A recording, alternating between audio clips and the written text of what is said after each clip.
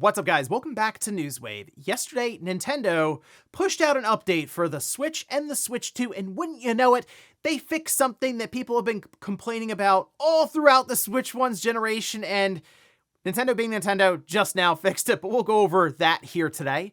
Also, we are going to be talking about Sony with one of the craziest patents I've seen yet, but could give us some insight into some of their mindset for next generation with the PlayStation 6, and the Xbox news continues to roll along, not only with them doubling down on exclusivity, but also, I guess, some insight as to why they showed that Senua game despite Ninja Theory being on the chopping block, but we'll go over all of that and more. Guys, if you enjoy these videos, make sure you hit that like button, helps out a ton. And if new here to the Spawn Wave channel, make sure you subscribe down below. Guys, we're every weekday morning, 8 a.m. Eastern time, going over the world of gaming news, trying to keep you up to date.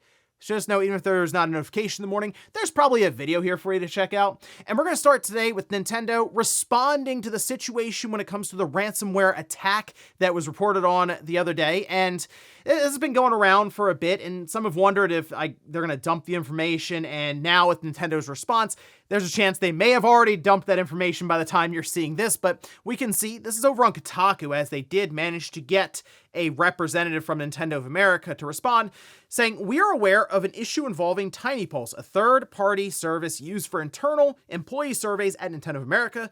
Nintendo systems have not been compromised, and no personal, customer, or financial data has been accessed. The data involved is limited to internal survey content comprising a small subset of our employees, and most of the information dates back several years. We appreciate our customer or employees' willingness to share their perspective, take all feedback seriously, and take action when needed. We are working with the service provider to address the issue." So I'm sure an investigation is now started and ongoing around this whole thing, but that's really what companies tend to do when ransomware attacks pop up. Now, sometimes it's so severe, it's difficult to downplay. In this situation, the Nintendo goes, that stuff's old, it's really not impacting that many people necessarily, certainly not our customers. So, I mean, in this case, they're basically telling them to take a hike for the $2 million. So that's one of the reasons I figured they might just dump the information, that being the hackers who had this whole thing going on, and move along, because that does tend to be what happens when these ransoms get denied by the company. Also, we got a release date for Clive Barker's Hellraiser, and this game, I have to admit, caught me by surprise just on how good it looks so far. But we did get the release date. It is coming out October 8th, and it's going at the price point of $40. There's also like a digital deluxe edition you can get at $50, but I mean, $40. From what they've shown so far, it reminds me very much of Outlast. There's that first-person horror, a lot of violence and gore, but also like that psychological horror mixed in. And again, I think it looks very, very good. Visually speaking, it looks good, very creative, and some of the settings, we'll say, they've put out there, and certainly going to get many videos age restricted, especially a lot of Let's Plays and live streams for it, but that's what you'd expect from a Hellraiser game. So coming up October 8th, sitting right in there for that Halloween time period, but also in that run, that gauntlet of releases. In this case, it's sitting right in the same week as the Galactic Racer Star Wars game and Gears of War E-Day. So once again, getting crowded, just another game to add to the list. Oh, and it looks like we have a roundabout response from one of the companies or one of the studios that came up with Microsoft apparently looking to shut down or spin off, and that's Double Fine, simply tweeting this. And yes, it's a smiley face, just kind of looking around like, yep, it's a thing. So, I mean, look, with Double Fine, I'd like to think that they can find someone to come in, an investor, to back them so they can spin off and be independent, because they do legitimately make very, very unique titles. I talked quite a bit about Psychonauts 2. Some of their more recent stuff, Kiln, they had like the Lighthouse game, Keeper. Neither of those, I feel like, made a huge splash or impact or anything, but they do have a lot of talent there, a lot of creative ideas, clearly, and I think if they had gone to Psychonauts 3, they would have had something there. And maybe they still can, and that's a way to get an investor to come in and help them spin off, to just take a shot at a sequel to Psychonauts 2, which for many people when it came out was one of the Game of the Year nominees that year. And guys, with some of the quick news out of the way, let's get into the bigger stuff. Let's start right away with this Nintendo Switch and Switch 2 update that Nintendo pushed. We could see some of the update notes here for this. And this is firmware version 22.1.0. Now, if we look at the Switch 2, they added Dutch and Russian to text-to-speech languages and accessibility. They added Dutch and Russian as languages for change speech to text during game chat and accessibility. And then just general system stability improvements to enhance the user's experience. So, nothing too crazy, I guess, going on here necessarily. But the one that caught my attention, and many other people too, is for the Switch 1, okay? Because the top bulletin literally is, the eShop layout has been redesigned. Now, they mentioned that the color will now reflect the theme color, right, of your theme in system settings. So say it's set to basic dark, there you go, it'll reflect that. But as I was going through here, I was like, hold on a minute, let me check this out. And I fire up the eShop. Wouldn't you know it, it gives me like a little notification as you start it up for the first time saying, hey, we've got to rework this whole thing. And I go in there, the eShop is like significantly faster now on the Switch 1. And for the last several years for the Switch 1, and a lot of this has to do with the amount of games that are just dumped onto the eShop every single day, but also just Nintendo making it more and more intricate from what was kind of like really just like a website layout that would be there as almost an iframe for, hey, here's the store. It was incredibly slow to where it was basically unusable to browse. Now, though, I guess just this new design that they have here, or just new implementation of the eShop being presented, it's actually usable. Like, you could scroll through. People, it's such a big deal, by the way. People on social media are just posting videos shocked at this. That really is where we were, the whole time leading up to the Switch 2, to where people were excited that the Switch 2 fixed the eShop just simply because it was more powerful. And this is such a Nintendo thing to do. We now have the Switch 2 that kind of fixed the issue, but now they go back and they kind of fix the eShop on the Switch. Well, okay, I shouldn't say they fixed it necessarily, because there's still just a lot of junk that pops up there, but that's more a curation thing, and there's already a whole discussion on, should Nintendo filter games going to the eShop for quality? Who measures the quality? Like, there's still a lot of questions on how that would even be done. But just the sheer fact that functionality-wise, it actually works now and is at least acceptable, when it hasn't been this whole time, when the Switch 1 was like the main system. It's very, very strange. I'd be curious to hear what the reasoning is for it to now work. But I guess that could also be something that they continue on with the Switch 2 as they've redesigned it there. I think at this point, just keeping the eShop, I mean, as crazy as it sounds, usable throughout this generation should be an important thing for Nintendo. Now, again, a lot of junk is still thrown on there, where there was that I mean, it's pretty funny, just the Last of Us clone, the knockoff Last of Us. There's like a Gears of War knockoff that's popped up recently, and it was like War of Gears or something. And you look at it and go, okay, yeah, obviously an AI flip game for Gears of War, but that happens on PlayStation as well, so it's just more a gaming curation thing that I think still needs to be solved. But I guess good news if you're somebody who is using the Switch 1 consistently still and have not upgraded to the Switch 2, I mean, this should be a big deal for you then, because you can actually browse for games on your gaming system, which is kind of a mind-blowing concept from the last, I don't know, back half of the Switch 1's life. Next up, let's talk about Microsoft doubling down on exclusivity, as there's a story going around, and it seemed to originate from a user on a forum who has been in and out of the rumor mill and at times just news, because, yeah, sometimes what they say does actually come true and line up.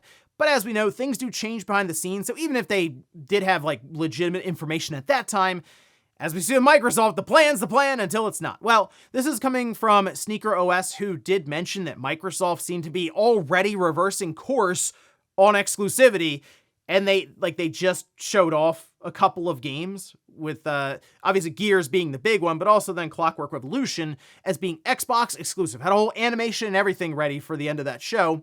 But like we can see, this is over on a Twitter X from Jez, says it's fanfic that Microsoft wants to reverse course on Xbox exclusives right now, or that it was some kind of weird PR sleight of hand just for the showcase. And this specific message is relevant because Matthew Ball over at Xbox now, CSO at Xbox, responded saying, "These rumors are false. Gears of War E-Day and Clockwork Revolution will stay exclusive.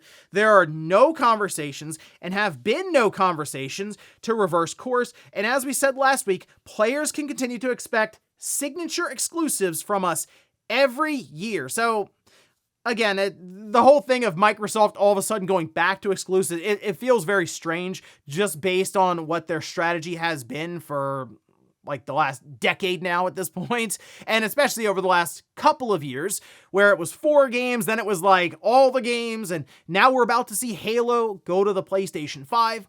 So of course, there is a healthy amount of skepticism because Microsoft just seems like they're all over the road right now, you know? So here with Asha Sharma, she's already said a 100-day reset, and at this point, it's kind of her division now where she is going to try to reorganize this.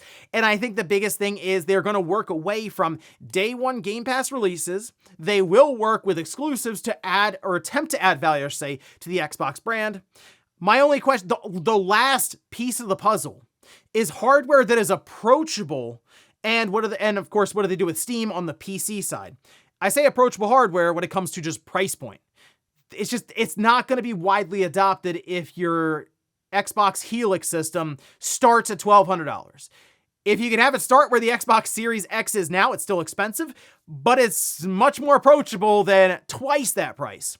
So that's kind of their biggest conundrum now they need to figure out. Having exclusives, I mean, that's just going to at least drive people to your platform if the games are compelling. And that's something else that Microsoft needs to wrestle with and figure out. Making just really good, you could say, pillar type games throughout a year. The fact that they're, I don't think, going to be focusing as much on quantity to supply Game Pass, yeah, that's why you see things like Double Fine and Compulsion and Ninja Theory sort of on the outs at this point. But again, Microsoft, at least at this time, has said, no, we're sticking with exclusives, and that's going to be something we're going to have going forward for years. So I guess bookmark this tweet just in case next year we're talking about how Gears of War E-Day is going to the PS5. Next up, let's talk about one of the strangest patents so far from Sony when it comes to their controller. And I think just input devices with the controller, maybe some other things that we've seen some wacky ideas out there with gaming generations and how you play the games. But I do think the successor to the DualSense controller is going to be one of the biggest differentiating factors between the PS5 and the PS6. Certainly has been between the PS4 and the PS5. But now we're hearing about input methods outside of, say, R2 and L2, right? Where you can have a trigger that press halfway, it'll do a secondary fire, press the whole way, it'll do the first primary firing condition, say for a gun in something like Saros.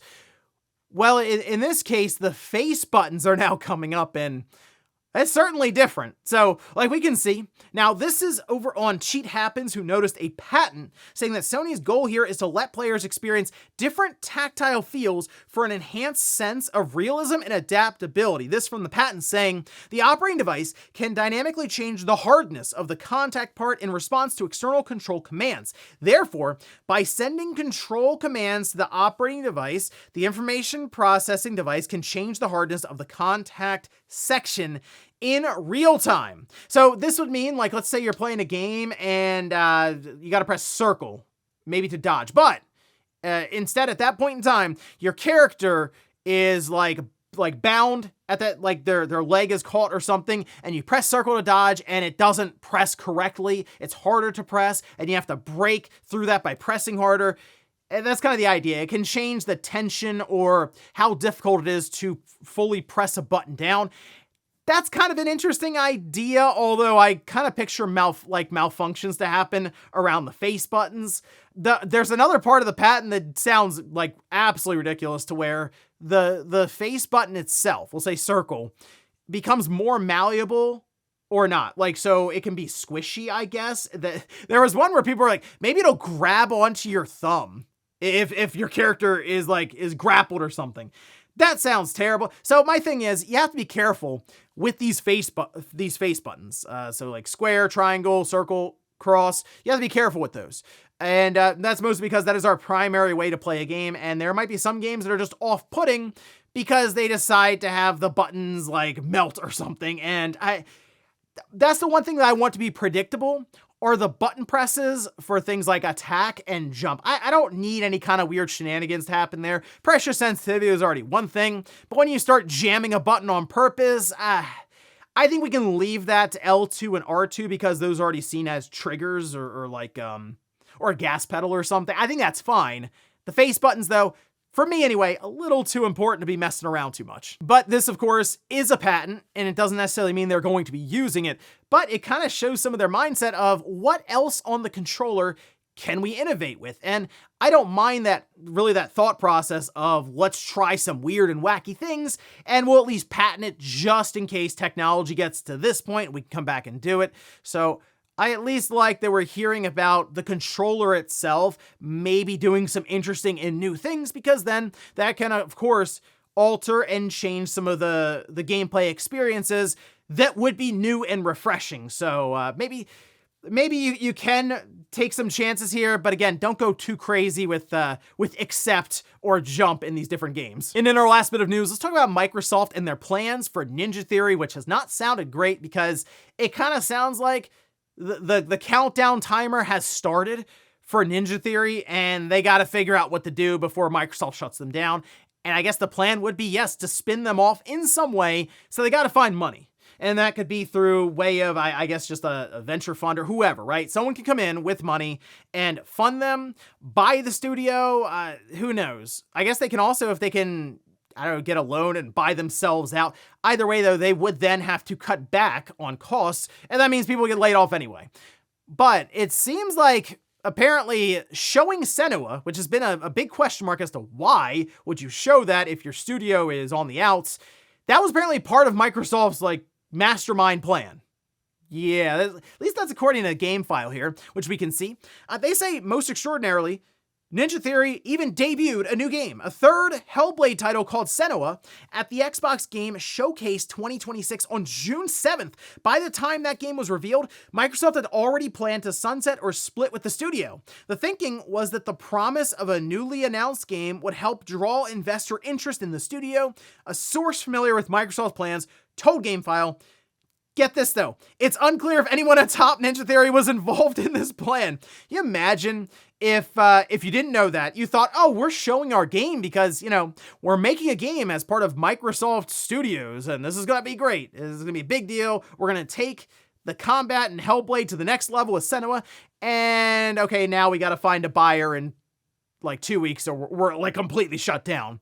And oh, it turns out Senua was actually advertising for a potential buyer to come in and pick us up. Now, I will say it's going to be a little easier to sell, we'll say, Ninja Theory if they have an active project, and if it seems like it's closer to being done than not. Like if it's in the conceptual stages, I mean, that's it. It's probably getting shut down. Kind of similar to happened with Bluepoint, where Bluepoint couldn't seem to figure out with Sony what their next game would be, and they just shut down because of that. They didn't have anything going. Here, at least, Ninja Theory has something, and that's a way, I guess, for Microsoft to put up the sales sign and be like, look what we have in the window. It is this new Senua game. And it's just, it's so strange to hear that Ninja Theory may have not been privy to this plan, and they were just kind of going about their business like, this is going to be awesome. We're going to show the world Senua. And now we got to go show a bunch of investors Senua and hope that they want to open up their pocketbook for millions and millions of dollars to buy us. So just, man, some strange times over at Microsoft right now. And before we go to the comments of the day, we'll take a look at the poll that I posted up yesterday, where I ask, have you played Psychonauts 2? 77% say no, 23% say yes. So this is a game that I think more people should play then, obviously, and I think it's been on sale multiple times. I know it's available on a bunch of different platforms. Obviously, it is in Game Pass, but it's just a very creative 3D platforming action adventure game, and it's one that definitely calls back to like the original Xbox and the PS2 days, which had I think some really, really fun 3D platforming titles, and that's usually like around that time. That and the N64 kind of era is when people really think back to the good days of 3D platforming games. But it's just such a creative, such an imaginative title. And to me, it's still like the last good or really good Double Fine game that's come out. So that's one of the reasons I was hoping that we would get another Psychonauts game, a Psychonauts 3, because I do think that is the series they should think about like just sticking with. And I get it, occasionally doing some of these weird projects can, at times, I mean, you can come up with some really cool stuff, but if you have some misses in there, now you hear about how, oh wait, here we go with Double Fine, and they might be shut down unless they can find a buyer because they made Kiln and then Keeper. So that's just kind of the unfortunate situation of the gaming scene right now. And we'll finish up with the comment of the day, as you're seeing here. This is from Mystic Mike, who says, Halo on PlayStation is just like Sonic on GameCube back in the day. That was a crazy time, though, when Sonic first came over to the GameCube, and they had, like, I mean, I will say Sega did a speed run of getting the different Sonic games onto the platform. Sure, we had Sonic Adventure 2 Battle, you had Sonic Heroes, but I remember when that Sonic Mega Collection showed up, and I started up and I said, this is the weirdest thing, because I'm playing a Nintendo system, and then here's all the older 16-bit Sonic games, and it makes no sense. It looks disgusting. No, it was cool to see Sonic show up on the GameCube. Sure, you can say the Xbox and the PS2, but obviously with the history between Nintendo and Sega, that's the system that looked the weirdest. Nintendo logo. And then here's Sonic. And ladies and gentlemen, that's going to do it here for Newswave. If you enjoyed this video, guys, hit that like button. If not, hit the dislike. Leave comments down below about everything we talked about here today. If you missed yesterday's Newswave, I'll leave it up here on a card. Or maybe you wanted to hear about all the games that are coming out that I mentioned with the whole Hellraiser thing and how it is absolutely packed right now in September and October. I did an entire video looking over the release calendar, and I'll leave that right below. Thanks, guys, for watching, and I'll see you next time.